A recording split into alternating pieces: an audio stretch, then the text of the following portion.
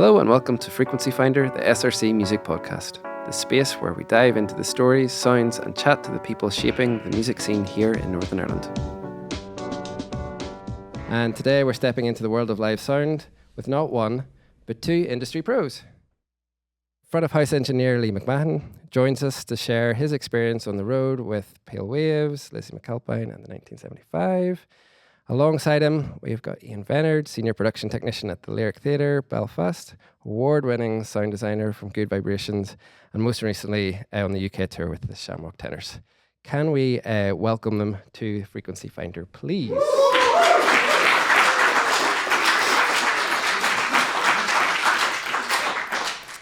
We're going to be chatting about the essential toolkit for live sound engineers, gaining career insights, and exploring how to create the magic of live music and theatre experiences. Shall we get into it? Let's get into it. Wonderful.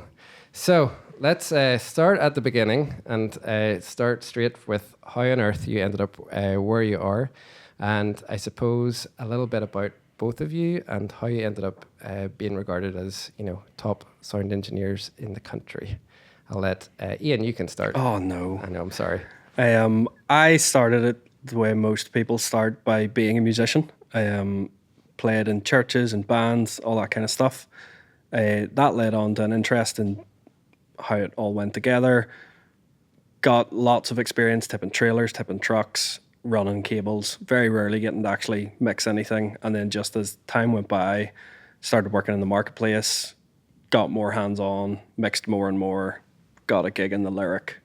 And I've been there 9 years this year. And that has kind of resulted in shows all across the island, shows in London, and the show that you mentioned, Good Vibrations, we took it to New York. So we did it in 2023.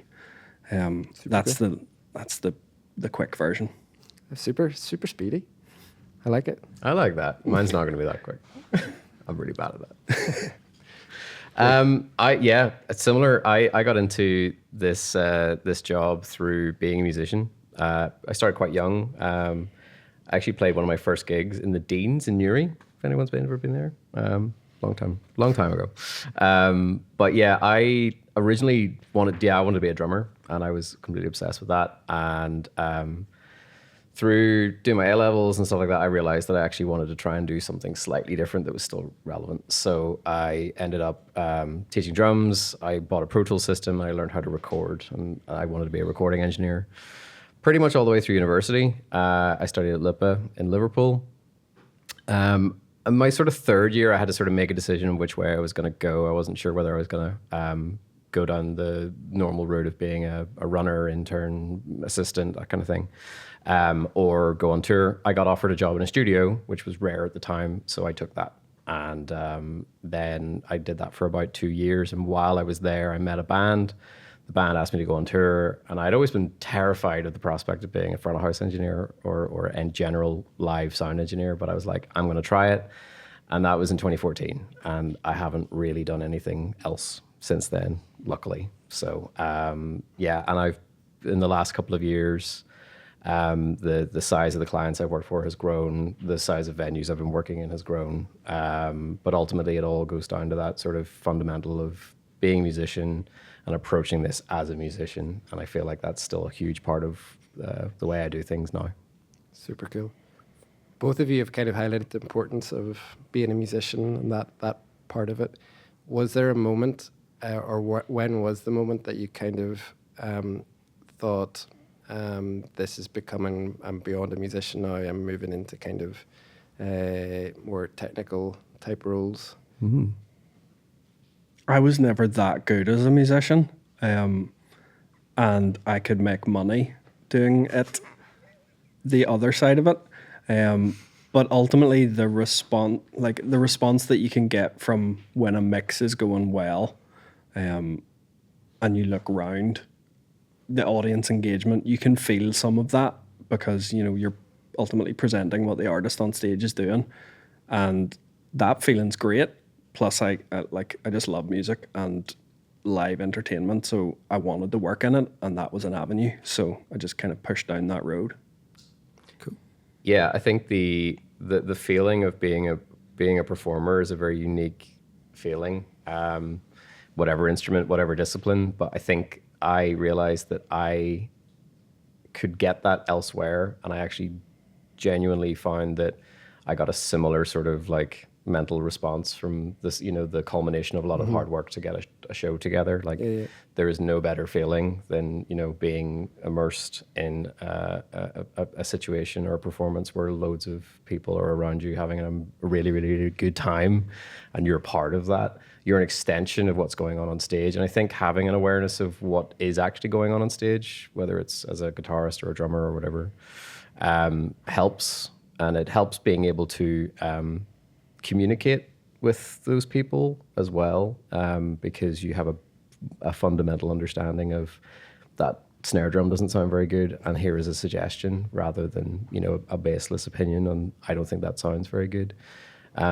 I don't feel like you have to absolutely be a musician to be a good live sound engineer. I think having an idea of musicality is really important. You don't have to be an artist to enjoy a type of art, if that makes sense. Yes. But you have to enjoy the art. But you have to enjoy the art, because there are some days where you're like, sometimes I wish I worked in a bank. But I have the best job in the world, and I have to remind myself sometimes that it is the best job in the world. So cool. And sort of taking back to the early days where it maybe wasn't, as perfect as it might be in your situations now, kind of take us back to those kind of early gigs and what they look like and what kind of venues they were in, and then how you started to say yes to that type of gig. Ian, I'll let you start. I mean, I've done monitors on musical theatre shows buried in underneath part of the set, looking like as close to the drummer as I am to Lee. On a GLD, just flying by the seat of my pants.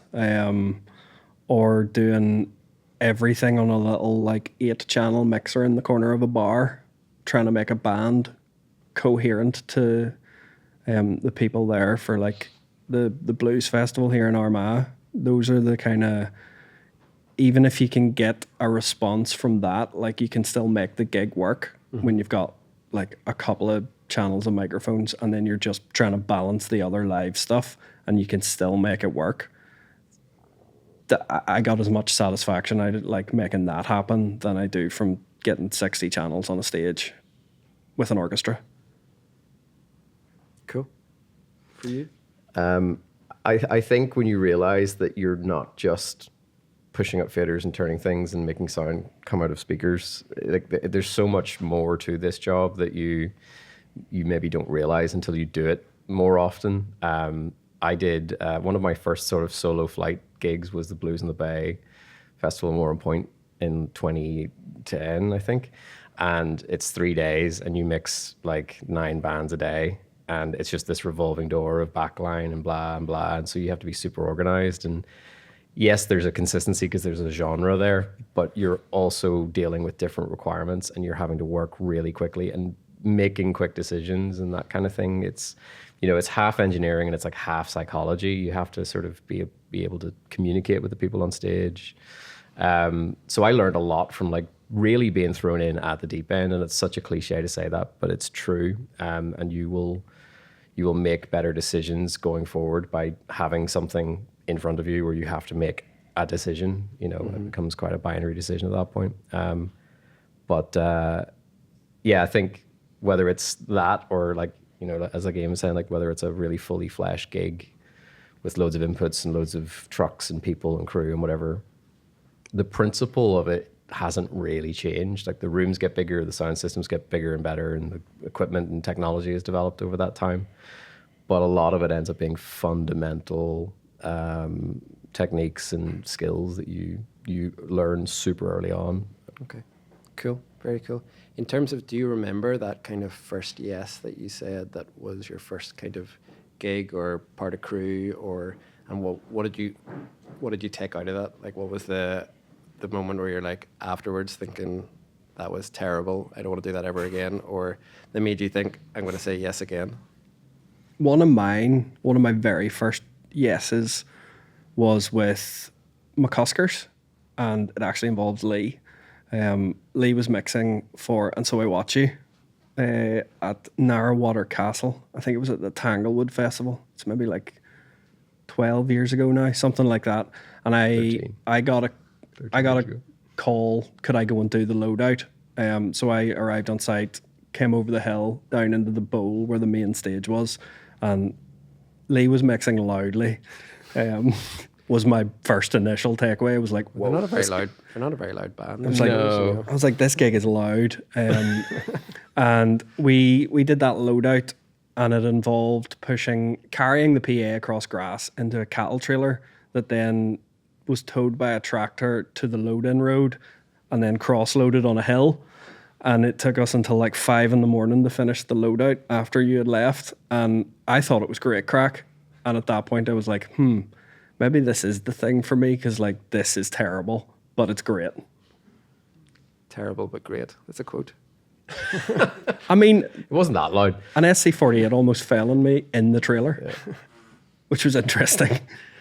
I sort of got into this in a strange order. Like a lot of the pathways that people normally take are that you leave school, you leave higher education degree, whatever, and then you start working at a production company. For example, if you're doing if you're focusing on live sound. As I said, like I worked in a studio, and then I started working with the band that Ian just mentioned, and so I watched it from afar. And they basically we were working on a record, and they were like, our front of house engineer that they'd been working with for a couple of years wasn't doing this tour, and they needed somebody. Would I be interested? And that was one of those moments where I was like, I have to conquer a bit of a fear here, because I did have this deep down thing where I was like, I don't really feel like this is what I want to do. But I just had a fear, and I just was like, no, you know what? I'm going to try it. It's only a couple of weeks. It was like, I think it was like 5 weeks around Europe. So I literally packed a bag. I'd never been on tour before. I didn't really know what to pack. I think I grossly overpacked. I think I brought every weather wear I could think of, and 4 pairs of flip-flops, stupid things like that. And drove from Belfast and landed in Winterthur in Switzerland at like 4:30 p.m. and doors were at 6 o'clock. And there was no production advance. I literally showed up with a pair of headphones and a Leatherman and a Sharpie, and was just like, hello, I don't really know what I'm doing. I didn't know what console it was, didn't know anything. I just showed up, and it was like, here is I can't even remember what it was. And I just had to get in and get it done. And it was amazing, that feeling of like, oh, right, okay, tactile action is resulting in a tangible thing that I can hear. And that continued, that thread for a while, and then it got more organized. And then I started to really, learn about all the other aspects of how productions work and stuff like that. But I remember sitting in that freezing box in Switzerland, going, I really hope this doesn't, the PA doesn't explode, or it's going to be really embarrassing. But in the back of my brain, I was like, I'm far enough away from home that this is a total disaster that nobody at home will know. No one will know. But it went okay. Okay. So obviously. yeah, it went okay. Cool. You guys are both, I suppose, your day-to-day lives are probably a little different in terms of what a day in the life of when you're working. I'm interested to kind of think about from a theatre point of view versus on the road point of view, and how that looks different. So if, for example, you're preparing either for a show on the road versus you're preparing for a show in the theatre, for each of you, what does that look like for you? Ian works way harder than I do. That's not true entirely. Discuss. So Yes. because I am the senior production tech at the Lyric, I kind of, if it happens on the stage, whether it lights up or makes noise, it's kind of on me to make it work. So I usually will spend the first part of a load-in being either the chief LX or helping the chief rig all of the lights, make all that patchwork, and then whenever all of that crew are done, I'm left to do audio on my own. And that has largely been a reason why I have grown so much in working at the Lyric, is because audio is always last. So you gotta, get a jump on that. So I tend to try and do a lot of prep, talk to the musical director, talk to the composer, any of the stuff that's going to directly impact me in the long run, I will try and do early, because I know that I could be patching the orchestra pit in the dark because lights are doing a focus session. And propaganda that you guys came to see, I asked for other audio crew on it, and we just didn't have budget. So I ran that show in its entirety on my own, from plug up to final show. There just wasn't help. So I find that getting a lot of prep done, and just being detailed with that. So from patch sheets through to even like RF lists. So if I have a problem during a show, I know all of the individual ingredients and can kind of talk someone through, whether it's a stage manager or somebody, through how to fix that, because I can't run away from the desk. So I find that as much in the long grass really helps me when it comes to, okay, you've got half an hour, make the show sound like something. And I think that people think in theatre, because we spend like a week teching, that's loads of time to sound check a band. They might run each of the musical numbers once and then move on, because if lights are happy, it's all good. Sound will just And how much control do you have in terms of like the design of audio coming into shows that are going to have a longer run? So on the likes of Good Vibrations, we kind of dialed that right into what speaker was where we wanted to hang it, because the director, he knew what the show was to deliver, but he trusted us that we could make all of the decisions to deliver the show he wanted to make. But ultimately there's compromises. The set designer doesn't necessarily want you to hang a big stack of PA directly in front of her or his really ornate walls. So in everything there's a compromise. There's what I want to do, and then what the budget will allow me to do, and what the other creatives we can collaborate together to make happen. So ultimately all of the decisions that you make are your own, but you might be making a compromise because it's not just about you. And ultimately the director gets the final call on who's the most important. Cool. And it's exactly the same in live in rock and roll now. To be honest, sorry, my mic technique's not the best. I'm working on it. So years of working. Years of being years of not being on the microphone. It really depends on the size or scale of the artist, I suppose. But there's a lot of crossover now in terms of how departments are split up and stuff like that. And the parallels between sort of like the theatre world and the rock and roll world, they're just kind of one live production world now in some ways. There's definitely different expectations, I suppose. We have to collectively build shows that we can build and break in the same day, rather than something that might fit up in a theatre for days or weeks to stay there for years. Mm-hmm. So there are considerations there that we have to, allow for. But the running joke of like sound being low on the totem pole, is a kind of a half joke. As audiences' expectations have increased, definitely post pandemic as well. Mm-hmm. People want more from the shows that they go to, and we want to deliver more to mm-hmm. them. But there's always a case of time, budget, and all the other departments. So playing nicely with the lighting and video and set people is a humongous part of this job. And it's something that, it's a diplomacy that you, again, only really learn well by experience of doing it. But just being nice and, presenting your case as best you can, rather than grandstanding, being like, this is where my speaker lives. I don't care about anything else. You will not make any friends that way. Equally, sometimes if a light is, in the wrong place, it's a conversation. Mm-hmm. At the end of the day, it's not going to ruin anyone's show, unless it's physically obstructing sightline or obstructing, audio deployment. But so yeah, there's a lot of parallels. but there's a bit more of a carnival attitude, shall we say, because we're constantly moving, and that's a very different thing to what Ian and the rest of his team sort of experience on a day-to-day basis.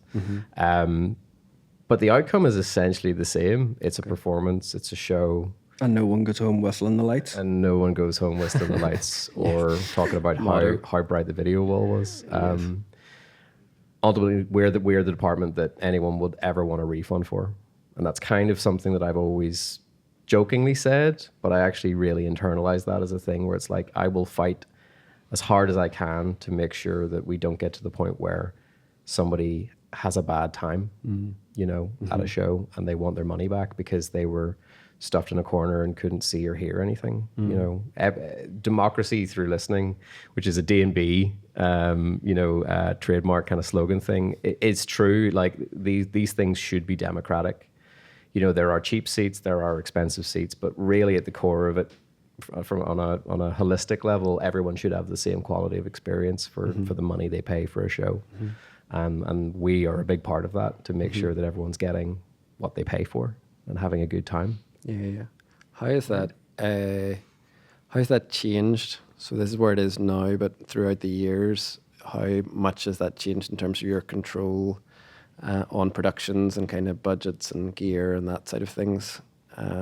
Is it that you've got more control now, or do you feel like you've got having to compromise more?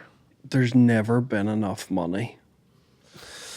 No. I mean, it's kind of widely accepted that the arts in Northern Ireland are critically underfunded. Yeah. So, we're trying to make shows that the entire lighting and sound budget is the equivalent of the higher budget for just audio on a West End show for 1 week is our entire production budget for a 7-week run. But the people that come and sit in the seats, they don't really care about that. They just think, well, I saw a show in London last week and it was better than this one, or it's as good as this one. And our goal is, certainly from a sound perspective, my goal is I want them to come out of our theatre and go, that was better than the show that I saw in the West End, or that was better than the show I saw anywhere else, because we've thought about everything in terms of delivery and how that show lands.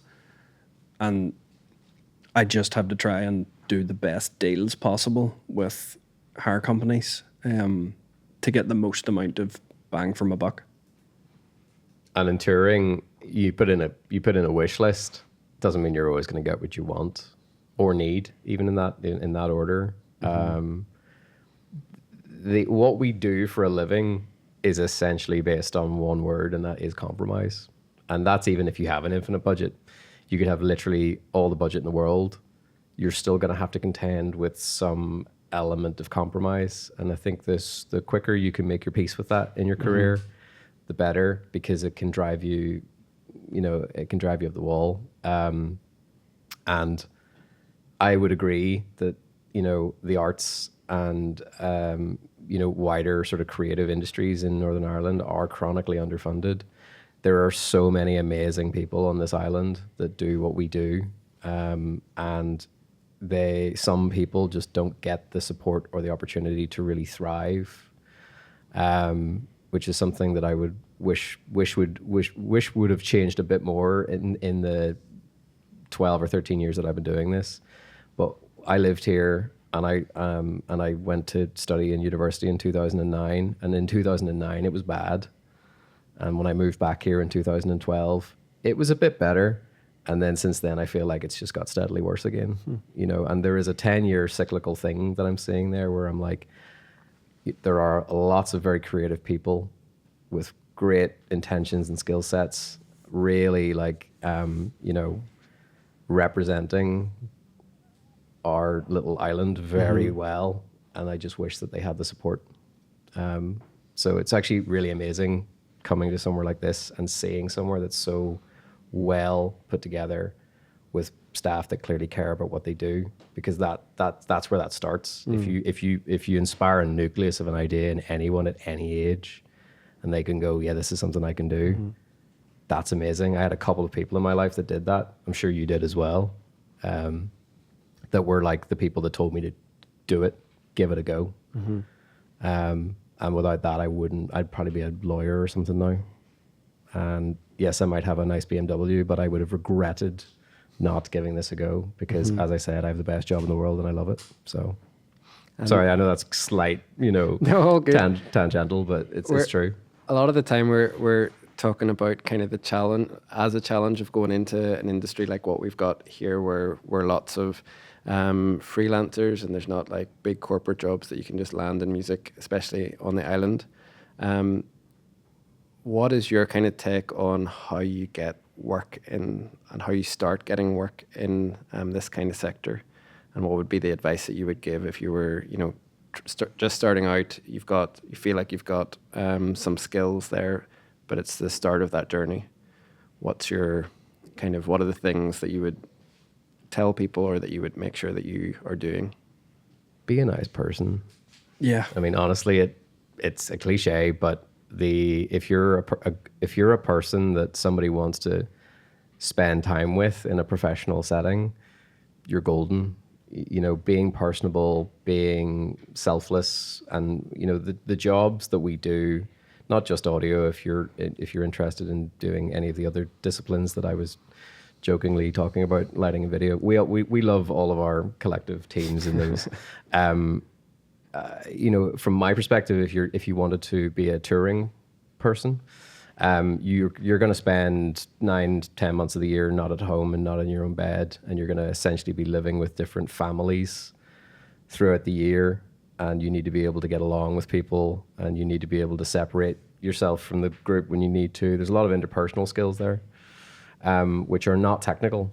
I think a lot of the sort of the pathway of getting into the technical job is the non-technical things. So it's how you conduct yourself, how you try and get in touch with people, simple things like good CV skills, being tenacious but not annoying, because it's a very tricky balance, because a lot of people are very busy and you might feel like you're being ignored, but it's just because they're busy. And you might get a reply to an email 7 months later. I had an email in my inbox this morning, I found it yesterday from somebody that emailed my website 7 months ago asking me what microphone I use inside the kick drum. And I only found it yesterday, and I replied, and I was like, I'm really sorry. I wasn't ignoring your very simple question. Did you go the entire way down the kick drum rabbit hole, or? No, just 2 words. I also translated it back into Japanese because they were Japanese. Oh, wow. But, it's follow-up. It's like, if silly things like that. I mean, this could be an entire podcast on its own, so I won't. Nobody needs to listen to me ramble about this. Do you have any? I agree with you. Like, be a nice person, and I suppose like if you crack your foot in the door, like you're probably going to get some of the more challenging tasks because they're not a lot of fun. But like, whatever job you get given, like, be the best at that job.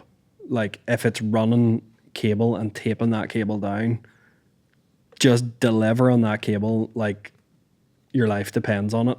Because if you're a good person and you really care about what you do, you'll get asked back. Because if you care about taping down cable really well and making sure that everything is neat and tidy and like done really well, then that's great. Because like, even for us, I'll be like, well, I don't have to double check all of that stuff because you really cared about it the first time. So we'll ask you back. Yeah. And also a strange way of looking at this as well is that, there's so much interdiscipline really within this, talking specifically about audio. But if you're somebody that wants to be a live sound engineer, but you also have some, studio skills, and you want to try it.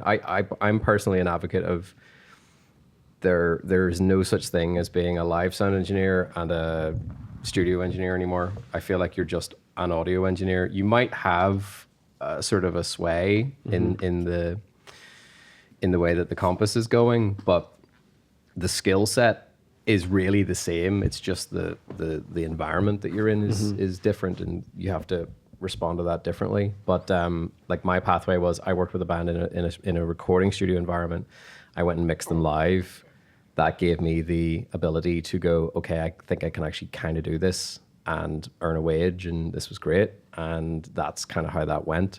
So if you work with a band or you're in a band or, you know, that kind of thing, try and maybe see if that band's doing a gig. If you've never mixed live sound before, just give it a go.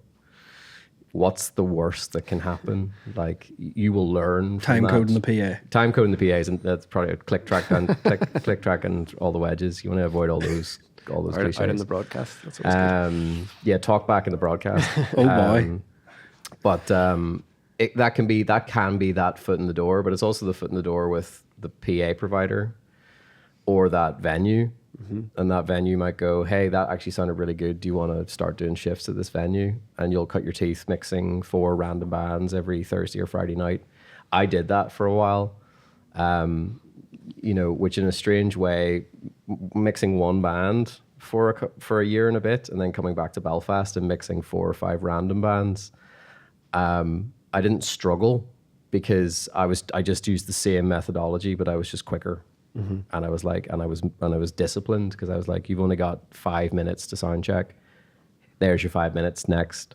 I wasn't still listening to Tom 2, and you know, oh, does that sound better in phase, out of it? No, you just gotta keep moving. Combat audio. Hostile environments require hostile approaches sometimes. Enda McCusker always described it to me as combat audio, and I thought it was a great phrase because it's like the band are on stage. The promoter expects the gig to be going. Yeah, doors are in 10 minutes. Make it happen. Don't start, you know, retuning the PA. You know, like just keep going. There's a time and a place. Yeah, Reading the room. We'll get it right in song 1. Yeah. or 4. Cool. Let's maybe take a wee moment to dive into some gear stuff, if that's okay, because we all love a little bit of gear chat. So for both of you, what's in your kind of your core, like 2-3 items that you take everywhere, that this is the thing that is in my toolkit no matter what? It could be mic, could be piece of gear. What's the thing that, you know, no matter what gig you walk into, this is in your bag? Lava lamp. Nice. Jacuzzi. No, sorry, salt lamp. Got a salt lamp now. Diffuser. Smells are important, especially whenever you share a bus with 10 other roadies. If we're talking strictly gear, that's a really good question. I'm spoiled. I work in a venue, so like everything's there. Yeah, I mean, to be fair, like touring for me nowadays, like a lot of it's done in the prep. So it's like making these decisions ahead of time. So there are like core, like choice bits of equipment that I would be like, I need to have that. But ultimately, if you took all of that away, that bit of, you know, that rack got lost on the way to the venue, and you still have to do a gig. You know, the console choice basically becomes the number one priority there. So I'm primarily a Digico user, and I have been for the last sort of 6 or 7 years, I guess now. But I like to try and keep on top of what all the other manufacturers are doing. But for the size of input counts and stuff that I've been doing over the last couple of years, the Digico platform has worked super, super well for me. So that would probably be my sort of get out of jail answer. What's the priority for you when you're choosing a console?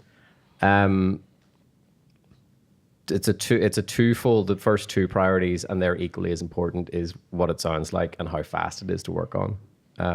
One of the things that, as I was saying earlier on, or you then added in, like combat audio, even if you're touring a show and everything's very self-contained, you're still going to be in situations where you're in the heat of the battle, and you don't want to be, doing algebra to figure out to get to something. You just it needs to become an extension of your ears almost. It's like muscle memory. So learning the console was something that I spent a lot of time doing before I'd even put a kick drum through it, so that I knew, oh, this is how I do this. I don't even need to look at a manual. I don't need to ask anyone. I just know. And that level of preparation, I think, is super important for any discipline, whether it's theater, rock and roll, studio. Like, if you're going to spec a piece of equipment, and especially if somebody's paying for it, you better know how to use it. Because if you don't know how to use it, you might as well not have it, and it's, there's offline editors now, and you can spend, I mean, that's a Sunday afternoon activity for me, is to sit and try things in offline editors. Always be learning, that kind of thing. So yeah, I suppose console choice for me would be high on that priority. Sort of, but like desert island stuff, if you wanted to go down that way. Or like the one mic that you're bringing with you. $40.99. I mean, that's interesting for what I do in a pit. A $40.99 is incredible, but like if I had to pick one microphone to bring with me everywhere, SM57. Yeah, because if you can't do it with a 57, you can't do it. Yeah, I mean, if you can't do it with a 57, it's probably the source. Really, there are better microphones out there than an SM57, but as a median, works on kind of everything pretty well. It's a cliche, but it's true. Interesting. And for you, $40.99, what's the basis of that? I just, for a pit band, they just sound the best of all of the things that I've tried. They're the easiest to deploy to any instrument, especially because of all the clips and magnets and straps that they come with. And they're just really natural sounding. And ultimately, what I am largely trying to recreate is the sound of natural acoustic instruments that the conductor is controlling the balance of. And I'm just trying to emulate that with some extra dynamics. So I find that it just gives me a really nice clean slate, which is also my preference is Digico for two reasons. It's really clean, and also the granularity of the programming and the automation that you can do on it for musical theatre is really, really helpful, because you can set an EQ to fade up over 3 seconds, but have the fader position snap, or, you can essentially, if you can think of it on a Digico, you can do it. Yeah. And group to group compression and processing is like huge for. Yeah. It's kind of the only platform that I've ever really used that, if you want to do something, it doesn't go, nah, you can't do that. Even if it's technically wrong, there's nothing wrong with any of these things. It's like, does it sound good? Does it work for you? Does it solve an issue? Cool. Then, move on. But what are the kind of, I suppose, the tips, tricks, hacks that you think are stuff in your workflow that you do that maybe is only a you type thing, and it's just a backwards way that you think that's really useful in my workflow, that makes me quicker, or that solves a problem, or that there button is a lifesaver? What are the kind of key things that you always have in your setup in your session? I'm going to let you answer this first. Oh, it's tough. I try and set up my console the same every time, in terms of where the inputs are, where my like main mix layer is, and like how groups go to groups and how the groups go to the PA. I try and do that the same, so that if under fire in the middle of a show I need to do something, I know where it is. I'm not going, which layer on which bank did I bury that channel? It's like, here are my money channels.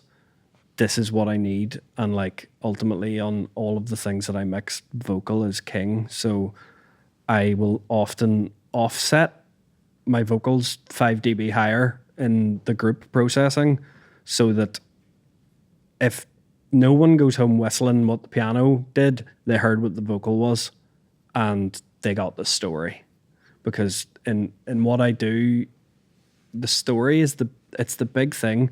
The music is lovely, but if people don't understand what's happening because they can't hear the vocal, then I might as well not be there. But the same in rock and roll, realistically, like, the majority, unless you're going to see like Dream Theater or something, like the majority of paying customers, their connection to the music starts with the vocal. Might end with a vocal, but it at least starts there. So it has to be a priority. And so I do the exact same thing, really. I set my desk up the same way, whether it's a gig down the street or it's an arena tour. It's within reason. And I do a similar sort of thing where I just know where everything is. And I also sort of tend to spec the same equipment for even different bands, because it's just an extension of that. It's muscle memory, and it's also like sonic muscle memory of like, I know that that's too far on that thing. I know that that's what that thing is. You know, it's a part of the sound of this unit or whatever. But it's always good to try stuff. It's like almost good to, you know, I'll swap a compressor out for 2 weeks and be like, is this better than the other one? And, you know, because you can get a little bit pigeonholed into what is the cool new flavor thing all the time, and then you just constantly lose your How do you find that kind of so that you don't settle if you're on quite a long run of tour with the same band? Then how do you find that you're constantly developing that sound, or do you kind of... Yeah, we were actually talking about this earlier. Like, a big part of the way I work with artists now is very in-depth programming. So the repetition of the show being the same every day. Repetition doesn't necessarily mean that it's very monotonous and mechanical, like, and rigid. But what you want is that the 20,000 people that watched the show last night, and then you're in a new city today, you want them to have the same feeling when the low end kicks in at this part, or the whole PA jumps up by 6 dB for this point. You want those all to be in the same places. And so I go quite deep into the rabbit hole of programming, you know, using time code, so that every song is split into a section. So the verse is in a section, the first chorus is, the guitar solo, whatever. And within those, I'm basically taking that sort of DAW mindset of like everything being in lanes almost, but I'm building it into the to the programming. That doesn't mean that I just press next and sit there, you know, with my lava lamp or salt lamp, sorry. But it means that the stuff that is always in the same place at the same time every single day happens at the same time every single day. And I also do the broadcast mixing for a lot of the artists that I work for. So if we're doing a festival, what's coming out of my console is a derivative, basically. So whether it's a stereo 2-track, it could be a music stereo and a vocal stereo, or it could be stems. So it could be like stereo drums, bass, stereo guitars, blah, blah, blah, blah, blah. 9 times out of 10, I will never give anyone the full multi-track split, because there's just too much going on. Once you get over 64 channels, if you've got a 30-minute line check changeover at a festival, even the best broadcast mixer in the world is probably going to make a little bit of a mess. And that's no slight to that discipline. I've been there, and it's hard work. As technology has got better, sorry to go off on this is a whole other thing. I'm enjoying it. Keep going. As technology has got better as musicians, and I say this still as somebody that plays a musical instrument, drum technology hasn't really changed that much in the last 20, 30 years. There's still, you know, things you hit, tympanic membranes. But with, very playback heavy artists with lots of keyboard stuff and drum samples and Kempers and quad cortexes and all this really great stuff. That thing I was talking about earlier on about speed is that a lot of things are fixed in the digital domain, just like they were when they were fixed whenever Pro Tools became the primary recording medium. So it's like, this patch change is like way too much in this one section. So I'll just turn it down and I'll save it in the automation. And the monitor engineer does the same thing. But if you then take that split and send it to broadcast, that thing that's now 15 dB too loud for 8 bars, that the musician is blissfully like, this is the best thing ever, is blowing out everyone's TV speakers across the mainland UK. And this happens across the board. That's a very stupid example, but it's kind of that thing of, as these shows become more ambitious, there's just not enough time in the world to get all of these little things right, like, to the point where everyone's super, super happy. So that's why people like me end up going, hey, the management will be like, can you just do the broadcast mix, because you know the songs, you know where all the cues are, you know if this thing is too loud, you'll turn it down, and vice versa. So I end up doing 2 jobs basically at that point. So to make it easier, it all derives from the same console, but there's some clever stuff that goes on to make that happen. Very cool. The last wee bit I just wanted to talk about before we open to some questions in the room. How important for you guys is it? Because obviously you're top of your game. How do you learn while you're on top of your game? How important is it to see others doing what you do, and the kind of peer part of that? Is that an essential part for you? Like, how do you feel yourself improving? I feel like I've tried to do the same thing that I've done from the start, which is annoyingly always be asking questions. So Lee came and was looking after System on a show that we did recently in the Waterfront. And like, if I asked him one question in the day, I probably asked you about 100. And just always like trying to be exposed to people who are better at it than you. But also just like always listening to stuff, always like trying something, as opposed to just doing the same thing over and over and over again, but that maybe doesn't work. Like I was talking to you before we came here about, there was a guy I used to work with, and he processed things for drums totally differently to how I did. And what we used to do was like, oh, well, what do you do? Like, and then I would go and try that on a show and then come back and be like, I tried that. I like this. I wasn't so keen on that, but I did this instead. And like, we would just back and forward. And I just like, I think asking the questions of other people, asking the questions of like people who are better at it than you, is really good. And it's really important to keep learning, because I think the one thing that I've learned is that I know so little about all of this, and there's so much to still learn, but I can get a gig going. I kind of, maybe earlier in doing this, I felt like I hit a point where like I knew what I was doing. And at that point, I realized, oh, I have so much to learn. So ask questions of smart people. I mean, I totally agree. With every sort of career change that I've gone through, there's always been that part of me that's like, I don't know what I'm doing here. Like it's a healthy amount of imposter syndrome, I guess. But I think surrounding yourself with peers and talking about things, there is this kind of massive misconception about sound engineers, maybe just on this island as well. But like, people are very secretive, and they won't talk about who they're working with, or, because there's this like, don't steal my gig mentality. Steal my gig. If somebody wants to work with somebody else, that's fine.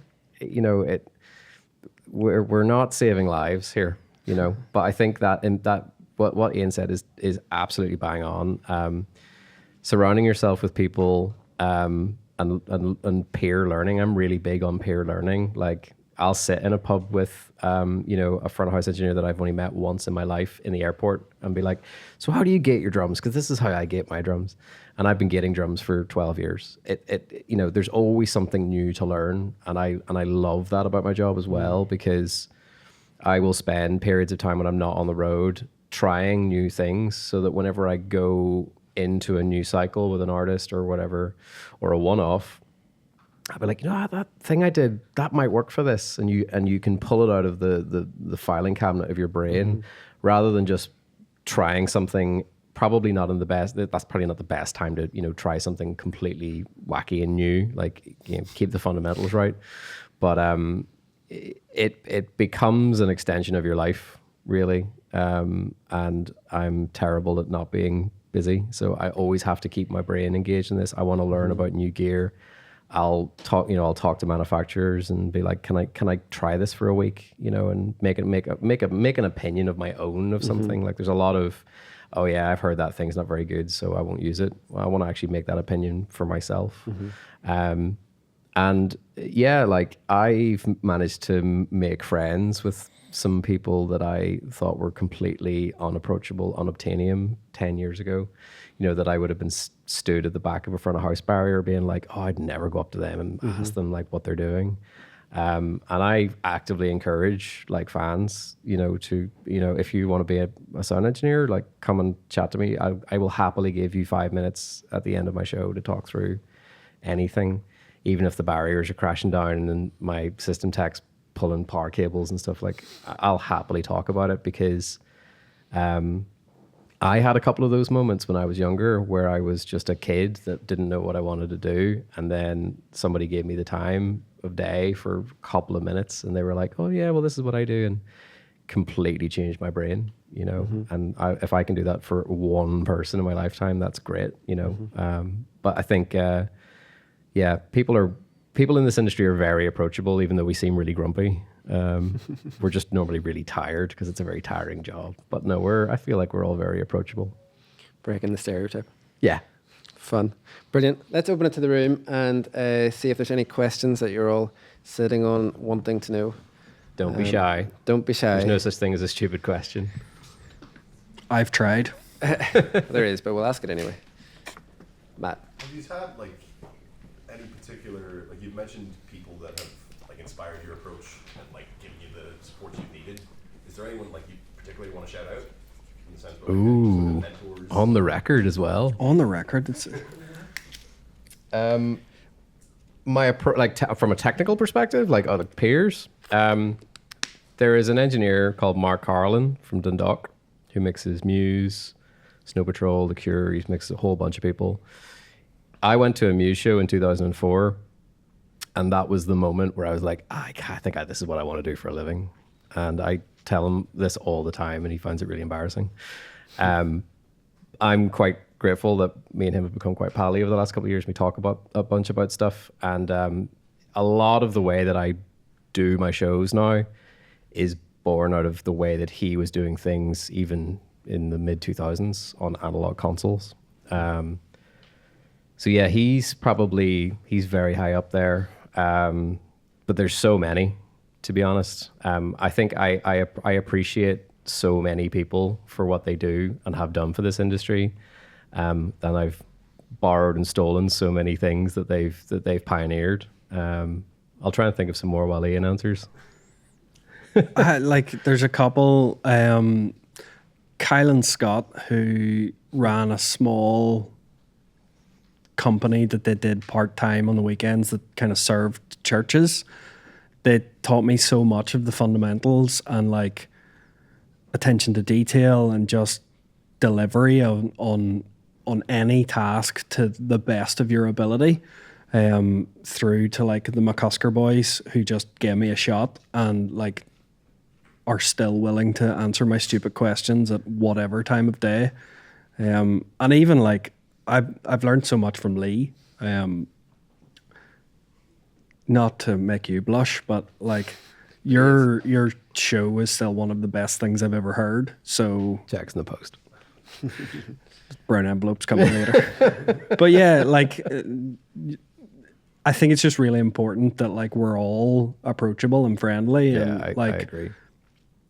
It might seem really boring, but like Matt and I are brothers-in-law, and like the amount of times that we are told off for just talking letters and numbers at the dinner table on a Sunday. Yeah, we're not allowed to anymore. Like we're always talking about audio, and like I'll talk audio with anyone. Yeah, same. If they'll listen. People generally are like, oh, the lights are going out. Okay, we can stop talking about letters and numbers now. But you'd be surprised how many of those conversations yield like something where you go away, it's like, oh yeah, that's a good point. I could try that this time. And that, I think that is the continuation of learning that exists in this industry. It is a completely infinite pathway. And then you sort of start to then look at the sort of the periphery of something that you've done the same way for X amount of years. Or it's like, oh, well, I've never really done much broadcast stuff. Like, what's really the difference, or studio or whatever, It's all a very similar discipline. There's just some slightly different approaches to it, and learning about those is not difficult when you have a really good grasp of the fundamentals. Brilliant. That's Awesome. fair to say. Thanks, Matt. Any other questions? James.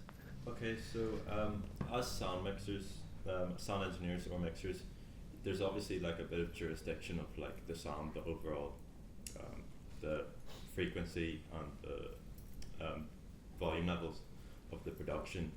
How, where, and who with does that conversation of the creative input in terms of planning and stuff, where does that happen? Who with, and do you guys get any input yourselves? For me, it's a bit kind of different. I largely will have a very close conversation with whoever the conductor is. The conductor has the best understanding of the music that we're trying to present. So we'll sit down with the score and we'll go through what parts of it and who's leading and what like really needs to stand out in sections. I'll follow the score as we mix. But what I'm trying to do is present what he is ultimately balancing within a pit. So my relationship largely exists with conductor and usually whoever the band leader is, which traditionally is like first violin. So I'll try and have a really good understanding of what the vibe in the pit's like. Does anyone need anything different? And then from that, there's usually a lot of trust from the conductor to just make it work in the space. Because obviously how that translates through a system is very different to how that is just in his ear standing in front of him. So I just try and accurately and sympathetically present that, but ultimately making some more space in the center for vocals because, as I said earlier, vocal is king. For me, it really depends on the size of the artist. If that makes sense. The bigger the artist gets, your relationship with the artist changes, and you, in theory, sometimes get a little bit more, not distanced, but there's like professional distance. So like, you know, the first band I toured with, we all shared a van for, you know, a year and, you know, literally lived on top of each other. And now I'm normally touring with like 50 crew and whatever. But again, the principal thing doesn't change. It really just depends on what the objective of the show is. So if you're working for like if you were working for like a solo artist, like pop artist, that where like their name is the person that's on the ticket, generally they will have like a musical director and they'll have like a production designer and which works in conjunction with the production manager, which works in in conjunction with the stage manager. Everyone has an opinion on all the departments basically at that point. So generally, as the audio department, you would work quite closely with the musical director, and that's where you've got more of a team mentality. If they're like, okay, this is the show that I want to portray to the audience, and it's your job to technically interpret that. And they'll have an opinion on everything because that's what their job is. That's their kind of like the counsel to make sure that the artist's intentions are actually being fully realized. That's become more common even for bands nowadays to just, increase the production value of the show. You do get the odd band now that still tour and they're just a band. They're still just a band and they can play music like anyone else. And they choose to do all of that internally. So then it becomes more of a talk to the drummer. What do you like your drums to sound like? Talk to the bass player. What do you like your bass to sound like? Talk to the singer. How much reverb do you like? Do you not like reverb? It's amazing how those simple questions can really tailor the relationship you have with the artist, because if they feel like they're being listened to, you're golden. If you just do whatever you want, that's a whole other story. Like make your artist feel like they're being listened to, and there's always a compromise to be found in there as well. So yeah, some of them just go do whatever you want, and at that point it's your judgment, and you have to be able to stand over it. So if you want to put 6 seconds of reverb on everything and be like, this sounds like a drone record and this is great, but it's a pop gig and nobody can hear the vocal, you're probably not going to last very long. So it's you've got to make smart decisions, and And yeah, I'd say it's 50-50 whether you get an MD or you're on your own. But the more gigs you do, you bank that experience of like, oh, I worked for a similar genre of artist and this kind of approach worked. That may not work for, you know, an artist down the road, but it's still in your brain. Does that kind of make sense? Yeah. No, you're welcome. Cool. Brilliant. I think we've got time for maybe 2 more. Joe. At what point in your career did you start making money? What did you base the amount of money that you charged on? And how's that changed? Do you get paid? I thought we just did this for the love that of was it. low-hanging fruit joke. I just had to make it. It was a good option. You took it. I mean, we obviously got paid from the start, but I noticed a big change in rates post-COVID. I think people put more value on themselves. Yeah. And it was no longer that you were working 22-hour days for 100 quid. Yeah. Because that's not great. How important was it to work on those early gigs though for that 100 quid for 22-hour days? Oh, I mean, I was willing to do pretty much any gig if it was an entertainment. Like I worked for a local staging company and we, in 2 days, drove to Killarney, built 180 light deck and then drove home. And like, I was just willing to do it because it was an entertainment. So like it was work and it was better than working in Tesco. Nothing against Tesco, just for clarity. I think my whole thing nowadays is that if you should always see some sort of value in it, and that value doesn't necessarily mean it has to be like 4 figures. You have to do it for something. I am not an advocate of people working for 0 or a loss. You have to do it for something. And that might be covering some expenses at the very, very minimum. Like you cannot be making a loss to do this because that's not how economies work. And I feel like money is a motivator to people on both sides of it, the people that pay the money and the people that receive the money, in the sense that be confident in your ability. And, you know, if you're getting your foot in the door, you may not be getting what you necessarily need/want, but you have to do it for something and know your value, like know your worth and know your value and be strong to that. But if you're not sure kind of where you're aiming for, talk to your friends and talk to your peers. Money is the great sort of like shrouded in mystery component of this industry, which I don't fully believe in. I feel like if people were more transparent about these things, less people would get taken advantage of in a work capacity. But also having an awareness of how the industry works in a wider way and where people get to that number where they offer you going, oh, well, it's 50 quid. And if you actually work out why it's 50 quid versus somebody that could be paying you more, you know, that person might be making a loss to pay you £50, but they see that as it's a value to make a loss, if that makes sense.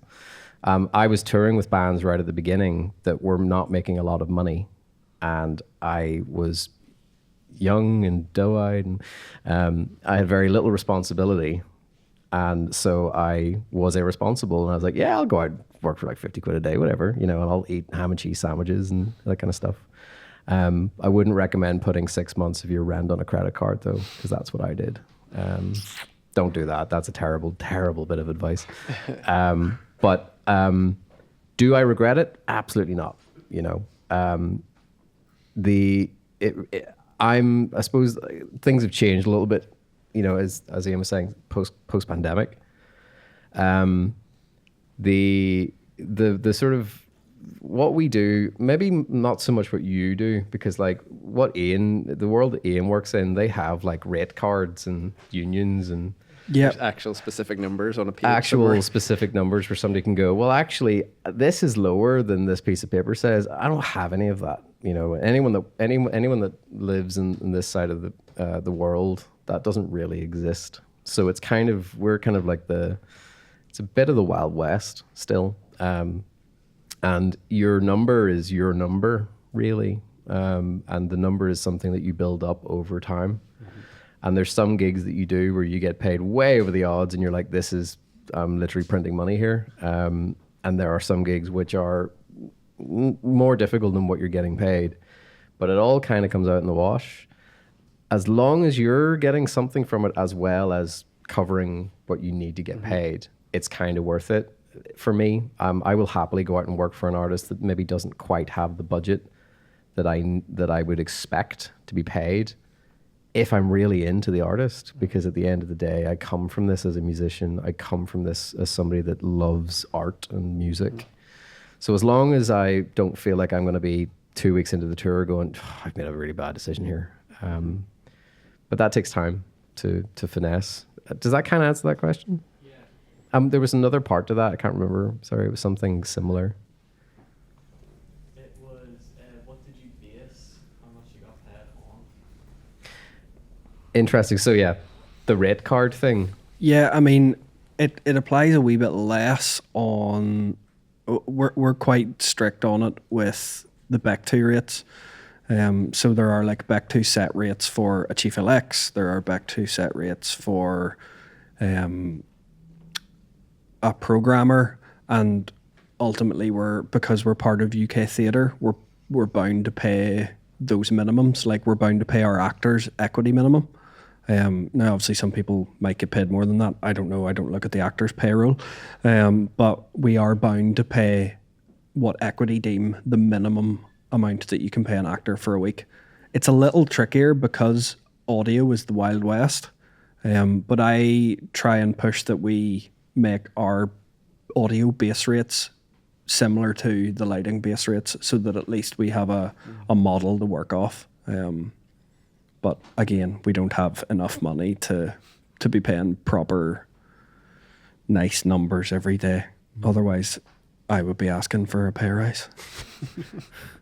And yeah, to sort of flip side that then, really the base rate, it really depends on too many factors, because the rate normally ends up getting attached to the person after a while. The rates really haven't changed very much in rock and roll in this part of the world. They did go up a relative little bit. I feel like default base rate went up in Belfast. Yeah, by about and we're Belfast is still a couple of years behind sort of the rest of the world. But it's a process. Also there was a long time where I was able to work slightly cheaper for some of the bands that I worked for that were from like London and stuff like that, because I was like, listen, I'll do it for less money, but you're going to have to fly me in and out all the time. So it essentially cost them the same amount of money, but it all kind of came out in the wash. And it got me in front of people that I otherwise wouldn't have actually been able to meet. And all of the gigs that I've ever been on have dovetailed pretty much from each other. There's some connection between all of them. So I don't think it's coincidence. I think a lot of that is actually just through some being strategic about that kind of stuff. So yeah. Cool. I think we've got time very quickly for one more. No? How did you know when you were at the point where you could sell yourself as a professional? Still working on it. Yeah, trying to figure that out.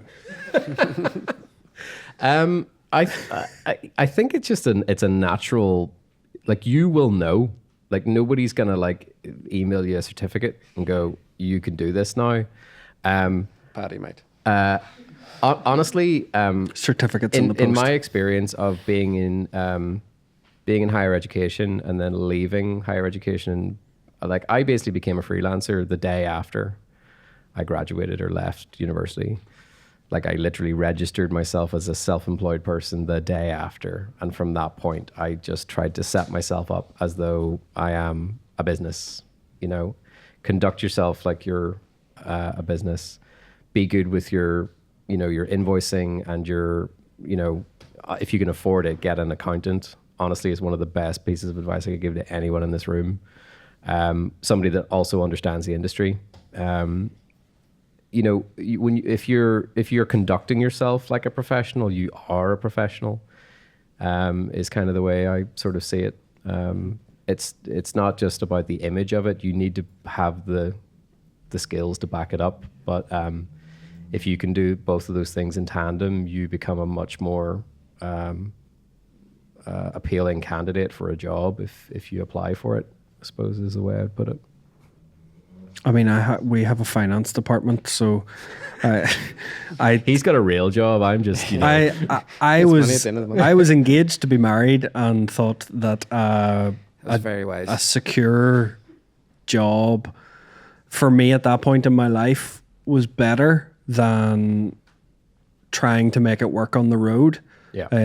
And ultimately, you know, I now have a wife, a kid, a dog, and that salary is great because I know that it comes in. And like we joked coming up the stairs, like they pay me irrespective of how much work I do.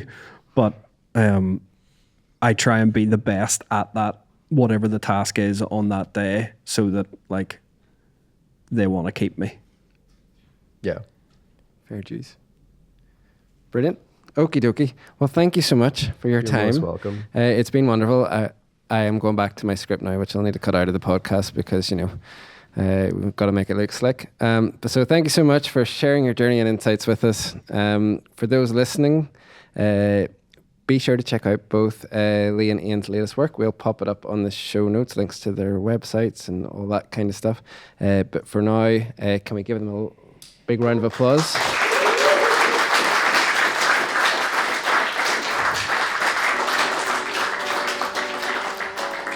And if you enjoyed this episode, don't forget to subscribe and follow.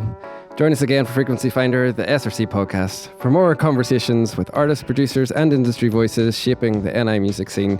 We'll see you next time. And a round of applause to finish.